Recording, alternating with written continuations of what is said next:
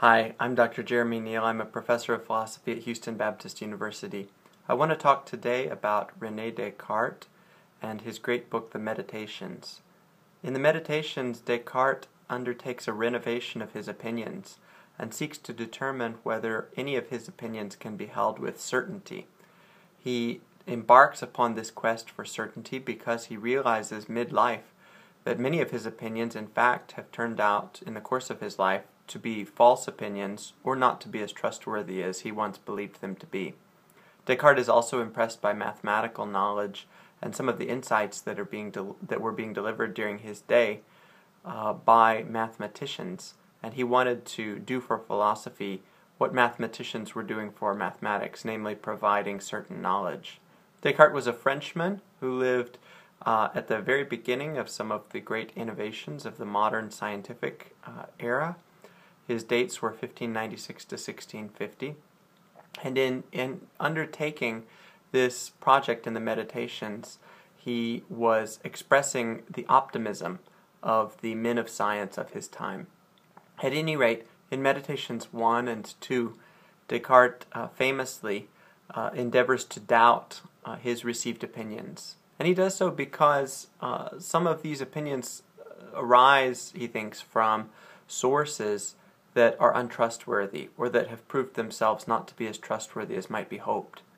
For instance, the senses, taste, touch, hearing, smell, and so forth, these have been the source of many of his opinions in the past, but the senses can deceive us, he realizes. For instance, suppose you are driving a car along a highway and you are out in the middle of nowhere and you see off in the distance a large lake, and you get closer and it turns out it's a mirage. Your senses have deceived you.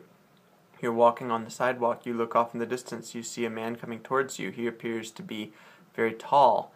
You get closer and he's actually very short, and his height was deceptive to you because of his slender frame. In this case, again, your senses have deceived you. And so because our senses have deceived us, Descartes decides that he is no longer going to trust the deliverances of his senses. So any opinions that arise from his senses, he resolves in Meditation 1, he's going to doubt, or at least he's going to bracket his judgment about the truth of such an opinion. In spite of this, Descartes quickly realizes that even though he can doubt many of his opinions because they have come ultimately from the senses, there is one opinion that he cannot doubt, and that is his own existence and the fact of his own existence and his belief in his own existence. That's not an opinion that he can doubt. The reason why is because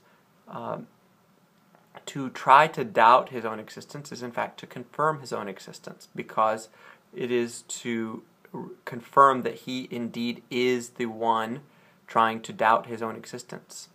And the famous Latin formula that Descartes employs to describe this insight is Cogito ergo sum, I think therefore I am. The idea being that to think is to be. To think in any way is to demonstrate that one exists, to prove one's existence. And so Descartes realizes that as much as he can doubt his opinions about many things that are derived from the senses, he cannot doubt his opinion about the fact of his own existence, because he is thinking, and by virtue of his thinking, he must exist.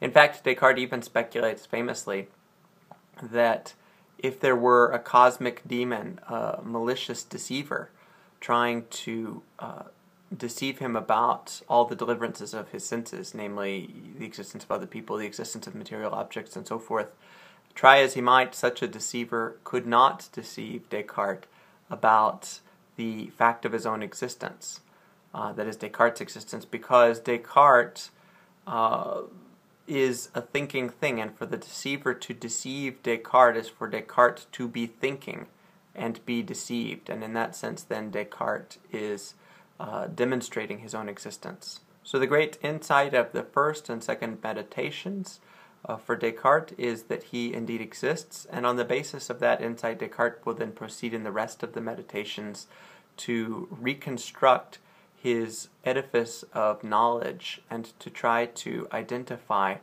opinions that he can once again hold with certainty by virtue of his philosophical acumen and his insight that he does indeed exist.